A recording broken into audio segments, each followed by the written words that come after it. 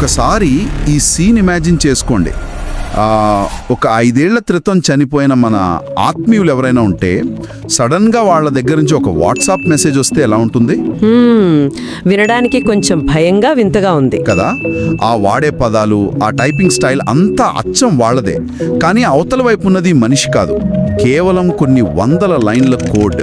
అంటే ఒక science fiction movie స్టోరీలా చెప్తున్నారు. యాక్చువల్లీ ఇది స్టోరీ కాదు, రియాలిటీ. ఈ రోజు మన ముందున్న రీసెర్చ్ పేపర్స్, టెక్నికల్ లాగ్స్ అన్నీ ఇదే విషయాన్ని చెప్తున్నాయి. ఒక మనిషి సడన్ గా దూరమైనప్పుడు మిగిలిపోయే ఆ అసంపూర్తి వీడ్కోలుకు ఏఐ ఒక డిజిటల్ వంతెనను ఎలా నిర్మిస్తోందన్నదే ఈనాటి మన లోతైన విశ్లేషణ. ఆ అసంపూర్తి వీడ్కోలు అనేది సైకాలజీలో చాలా కాంప్లెక్స్ టాపిక్ అండి.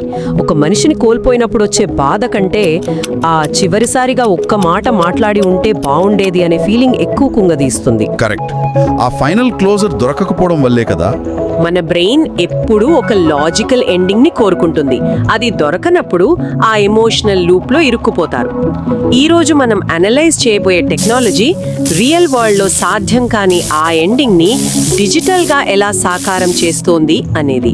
మనం చూస్తున్న ఈ డాక్యుమెంట్స్ అన్నీ ఎక్స్కిల్ అనే ఒక ప్రాజెక్ట్ గురించి మాట్లాడుతున్నాయి. అంటే నాకేమనిపించిందంటే, ఒక మంచి నవల చదువుతున్నప్పుడు క్లైమాక్స్లో చివరి 10 పేజీలు చిరిగిపోతే ఎంత కోపం వస్తుందో ఇది అంతే కదా. ఇక్కడ పాయింట్ ఏంటంటే, ఈ ఎక్స్కిల్ అనేది పాత డిజిటల్ డేటాని వాడి ఆ చిరిగిపోయిన పేజీలను మళ్ళీ రాస్తుందా? అసలు ఈ టెక్నాలజీ ఎక్కడి నుంచి వచ్చింది? ఆ పేజీలను వెతికి పట్టుకుని సేమ్ ఆ రైటర్ స్టైల్లోనే ముగింపు రాయడమే దీని మెయిన్ కాన్సెప్ట్. బేసిక్గా ఈ ఎక్స్కిల్ అనేది ఒక ఓపెన్ సోర్స్ ప్రాజెక్ట్. ఓకే. ఆన్లైన్లో ద రియల్ షియావో మంచు అనే ఒక చైనీస్ ప్రోగ్రామర్ దీన్ని డెవలప్ చేశారు. ఇక్కడ ఇంట్రెస్టింగ్ విషయం ఏంటంటే, ఇది MIT లైసెన్స్ కింద పనిచేస్తోంది. ఓహో, MIT లైసెన్స్ అంటే ఇది ఏదో పెద్ద కార్పొరేట్ కంపెనీ కంట్రోల్లో ఉన్న సీక్రెట్ అల్గారిథం కాదనమాట. ఎగ్జాక్ట్లీ. దీని కోడ్ ఎవరికైనా ఓపెన్ గా దొరుకుతుంది. ప్రపంచంలో ఏ ప్రోగ్రామర్ అయినా దీన్ని డౌన్లోడ్ చేసుకుని వాడుకోవచ్చు లేదా మాడిఫై చేయొచ్చు. అంటే మనుషుల ఎమోషన్స్ కి సంబంధించిన ఒక టూల్ ని బిజినెస్ లాగా కాకుండా అందరికీ ఫ్రీగా ఇచ్చేశారనమాట. అవునండి. అదే ఒక పెద్ద టెక్ కంపెనీ అయితే ఆ డేటాని ఎలా వాడుకుంటారో, ఎంత ప్రైస్ పెడతారో అనే భయాలు ఉండేవి.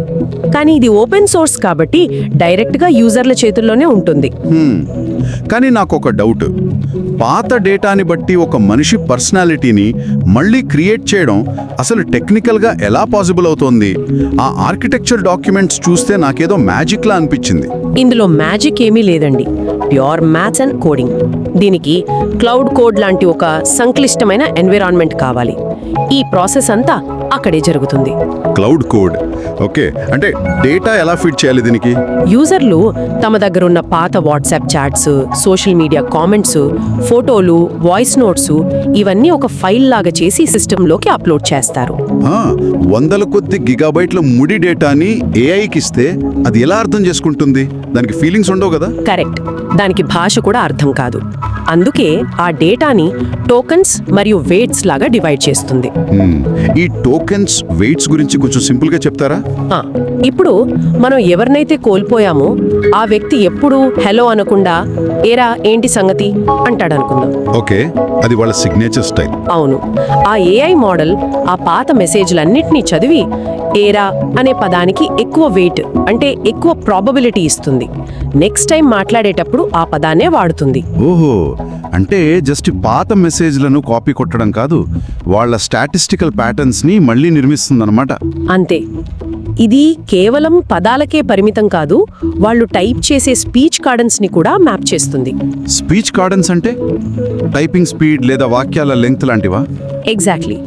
సెంటిమెంట్ అనాలిసిస్ వాడి ఆ వ్యక్తి ఆనందంగా ఉంటే వరుసగా 10 చిన్న మెసేజ్లు పెడతారా, కోపంగా ఉంటే ఒకే పెద్ద పారాగ్రాఫ్ రాస్తారా అనేది కూడా క్యాచ్ చేస్తుంది. దీనికి తోడు జియోగ్రఫికల్ రెఫరెన్సెస్ కూడా.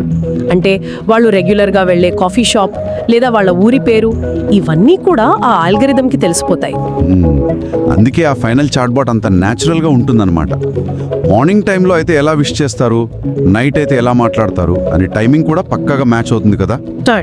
మనం ఏదో కస్టమర్ కేర్ బాట్తో మాట్లాడుతున్న ఫీలింగ్ ఉండదు. అచ్చం ఆ కోల్పోయిన వ్యక్తే అవతలి వైపు ఉండి టైప్ చేస్తున్నారని ఒక భ్రమ క్రియేట్ అవుతుంది. వినడానికి అద్భుతంగా ఉన్నా ఇంకో పక్క చాలా భయంకరంగా కూడా ఉంది. ఒక మనిషిని ఏఐ కోడ్లో బతికించినట్లుంది కదా. అవును. కానీ ఇక్కడ ప్రైవసీ గురించి ఒక పెద్ద డౌట్ వస్తుంది ఎవరికైనా. ఎంతో పర్సనల్గా ఉండే చాట్స్, ఎవరికీ తెలియకూడని ఫీలింగ్స్, ఫోటోలు అన్నీ ఆ సాఫ్ట్వేర్కి ఇచ్చేస్తున్నాం. నిజమే, ఏమాత్రం లీక్ అయినా చాలా డేంజర్ కదా. ఒకవేళ ఆ డేటా అంతా ఏదైనా క్లౌడ్ సర్వర్లో ఉండి అది హ్యాక్ అయితే పరిస్థితి ఏంటి? నేను ఆ గిట్హబ్ బ్లాగ్స్ చదివినప్పుడు ఈ పాయింట్ మీదే ఫోకస్ చేశాను. ఇది ఎక్కడో అమెరికాలో ఉన్న క్లౌడ్ సర్వర్లకు డేటాని పంపదు. Yeah, exactly. ఇది పూర్తిగా లోకల్గా, అంటే యూజర్ కంప్యూటర్లోనే రన్ అవుతుంది కదా. అవునండి. ఒక్కసారి ఆ కోడ్ని డౌన్లోడ్ చేసుకున్నాక సిస్టమ్కి ఇంటర్నెట్ ఆఫ్ చేసి కూడా ఆ మోడల్ని రన్ చేయొచ్చు. ఓహో, అంటే మన డేటా మన ల్యాప్టాప్ దాటి బయటికి వెళ్ళదన్నమాట. ఆ వర్చువల్ పర్సన్ని విశాలమైన ఇంటర్నెట్లోకి వదలకుండా కేవలం మన సిస్టంలోనే ఒక సేఫ్ ఎన్విరాన్మెంట్లో బంధించి ఉంచుతున్నాం. అంతే కదా, బయట ఏ హ్యాకర్కి యాక్సెస్ ఉండదు. ఇది ఒక రకంగా ఎమోషనల్గా కూడా సేఫ్ స్పేస్ ఇస్తుంది. యూజర్లు ధైర్యంగా తమ మనసులోని భారాన్ని దించుకోవచ్చు. టెక్నికల్గా ఇది చాలా పర్ఫెక్ట్గా డిజైన్ చేశారు. కానీ వనరుల్లో ఉన్న రెండో కోణం, అసలు దీని సైకలాజికల్ ఇంపాక్ట్ ఏంటి అనేది చూస్తే కాంప్లెక్స్గా ఉంది. Therapy versus addiction. అవును, దీని మీదే ఇప్పుడు సైకాలజిస్టుల మధ్య పెద్ద డిబేట్ నడుస్తోంది. నేనేమనుకుంటున్నానంటే, డెవలపర్ పాయింట్ ఆఫ్ వ్యూని మనం సమర్థించవచ్చు. ఇప్పుడు సైకాలజీలో ఎక్స్పోజర్ థెరపీ అని ఉంటుంది కదా.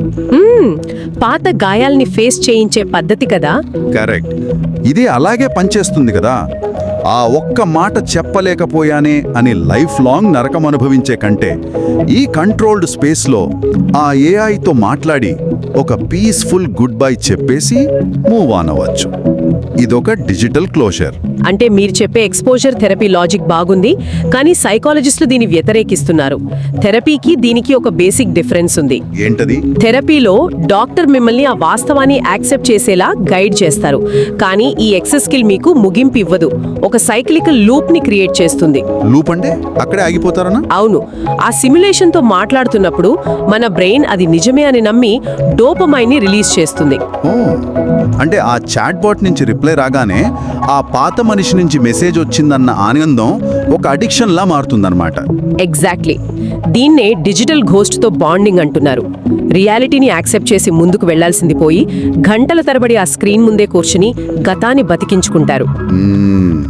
పాత గాయం మానకుండా రోజూ దాన్ని గిలుకుతున్నట్లు ఉంటుందంటారు. కరెక్ట్ గా చెప్పారు. అది ఒక కంఫర్టబుల్ ట్రాప్ లాంటిది. అందులో నుంచి బయటపడటం చాలా కష్టం. ఆ పాయింట్ నేను ఒప్పుకుంటాను. కానీ ఎమోషన్స్ అనేవి అందరికీ ఒకేలా ఉండవు కదా. ఒక్కొక్కరు ఒక్కోలా డీల్ చేస్తారు. కనీసం ఆ చేదు జ్ఞాపకాలని తుడిచేయడానికి ఇదొక టూల్ లాగా ఉపయోగపడుతుంది కదా. అంటే ఒక్కసారి మాట్లాడేసి ఆ ఫైల్ డిలీట్ చేసేస్తే ప్రాబ్లం లేదు అంటారు. అవును, ఫైల్ డిలీట్ చేసి లైఫ్లో ముందుకు వెళ్ళిపోవచ్చు కదా. టెక్నాలజీని ఎలా వాడాలో మన చేతుల్లోనే ఉంటుంది. వినడానికి బాగుంది, కానీ ప్రాక్టికల్గా మనుషుల ఎమోషన్స్ అంత స్ట్రాంగ్గా ఉండవు. ఎందుకంటారు? ఆలోచించండి. వాక్య నిర్మాణం, స్లాంగ్, జోక్స్ అన్నీ పర్ఫెక్ట్గా తెలిసిన ఒక వాయిస్తో మాట్లాడుతుంటే మన బ్రెయిన్ దాన్ని వదిలించుకోవడానికి ఇష్టపడదు. ఇక్కడే ఒక ఫిలాసఫికల్ ప్రశ్న వస్తోంది. ఏంటా ప్రశ్న? ఒకప్పుడు జస్ట్ డేటా దాచుకోవడానికి వాడిన సాఫ్ట్వేర్ని ఇప్పుడు హ్యూమన్ ఎమోషన్స్ని ఇమిటేట్ చేయడానికి వాడుతున్నాం. మనకు బాధ కలగగానే దాన్ని సహజంగా భరించే బదులు ఇలా ఏఐతో అణిచివేస్తే మన సైకలాజికల్ రెసిలియన్స్, అంటే మన మానసిక దృఢత్వం ఏమవుతుంది? ఇది మాత్రం నిజంగా భయపెట్టే ఆలోచనే. ఆ రీసెర్చ్ పేపర్స్ లో ఒక పాయింట్ హైలైట్ చేశారు కదా, మన బ్రెయిన్ ఒక ప్రిడిక్షన్ మెషిన్ లా పనిచేస్తుందని. అవును, ఆ ప్యాటర్న్స్. కరెక్ట్. మనం ఒకరిని ప్రేమించినప్పుడు వాళ్ళ బిహేవియర్ ని బ్రెయిన్ ఒక ప్యాటర్న్ లా సేవ్ చేసుకుంటుంది. వాళ్ళు దూరమైనప్పుడు ఆ ప్యాటర్న్ బ్రేక్ అవుతోంది, ఆ ప్రిడిక్షన్ ఫెయిల్ అవుతోంది, అందుకే అంత పెయిన్ వస్తుంది. ఎగ్జాక్ట్లీ, దాన్ని న్యాచురల్గా హీల్ అవ్వనివ్వాలి. కానీ ఇప్పుడు ఏఐ వచ్చి ఏం చేస్తోందంటే ఆ బ్రేక్ అయిన ప్యాటర్న్ ప్లేస్లో ఒక సింథటిక్ ప్యాటర్న్ని పెడుతోంది, బ్రెయిన్ని చీట్ చేస్తోంది. కరెక్ట్, ఆ మనిషి ఇంకా ఉన్నాడనే ఫేక్ సిగ్నల్స్ పంపుతోంది. ఇది మన న్యాచురల్ గ్రీఫ్ ప్రాసెస్ని బైపాస్ చేయడమే కదా. బాధ అనేది జబ్బు కాదు, అదొక లెసన్. అవును, ఆ బాధ ద్వారానే మనం పరిణితి చెందుతాం. టెక్నాలజీ దాన్ని ఆపేస్తే మనిషికి మిషన్కి తేడా ఏముంటుంది? ఏదేమైనా ఎక్స్కిల్ అనేది టెక్నికల్గా ఒక మాస్టర్ పీస్ అయినా సైకలాజికల్గా అదొక డేంజరస్ ఎక్స్పెరిమెంట్ లానే అనిపిస్తుంది. 100% నిజం. సో ఈ మొత్తం విశ్లేషణను ఒక కంక్లూజన్కి తీసుకొస్తే ఇది కేవలం డేటా ప్రాసెసింగ్ ప్రాజెక్ట్ కాదు. డిజిటల్ వరల్డ్లో మానవ దుఃఖానికి ముగింపు ఎక్కడ అనే ఒక పెద్ద ప్రశ్నని ఇది రేకెత్తిస్తుంది. అవును, ఇది కట్టిన వంతెన అవతల ఏముందో ఎవరికీ తెలియదు. ముగింపు దొరుకుతుందా లేక డిజిటల్ అడిక్షన్లో మునిగిపోతామా అనేది టైం డిసైడ్ చేయాలి. అయితే ఈ సోర్సెస్ అన్ని చదివాక మన చర్చ తర్వాత నా మైండ్లో ఒక భయంకరమైన థాట్ రన్ అవుతోంది. ఇప్పటివరకు మనం చనిపోయిన వాళ్ళని డిజిటల్గా ఎలా తీసుకురావాలని మాట్లాడుకున్నాం కదా. అవును, కానీ ఒకవేళ ఫ్యూచర్లో ఈ క్లౌడ్ కోడ్ లాంటి మోడల్స్ మరింత అడ్వాన్స్ అయిపోయి మనుషుల ఎమోషన్స్ని పర్ఫెక్ట్గా డీల్ చేయడం నేర్చుకుంటే, మనం బతికున్నప్పుడే మన వాళ్ళు మనకంటే ఆ ఏఐతోనే ఎక్కువ ఎమోషనల్ కనెక్షన్ పెంచుకుంటే పరిస్థితి ఏంటి? బాబోయ్, అది చాలా భయానకమైన సిచ్యువేషన్ కదా. భౌతికంగా మనం వాళ్ళ పక్కనే ఉన్నా వాళ్ళ బాధల్ని పంచుకోవడంలో ఒక సాఫ్ట్వేర్ మన ప్లేస్ని రీప్లేస్ చేస్తే అప్పుడు రియల్ లైఫ్లో ఒంటరితనం ఎవరికి వస్తుంది?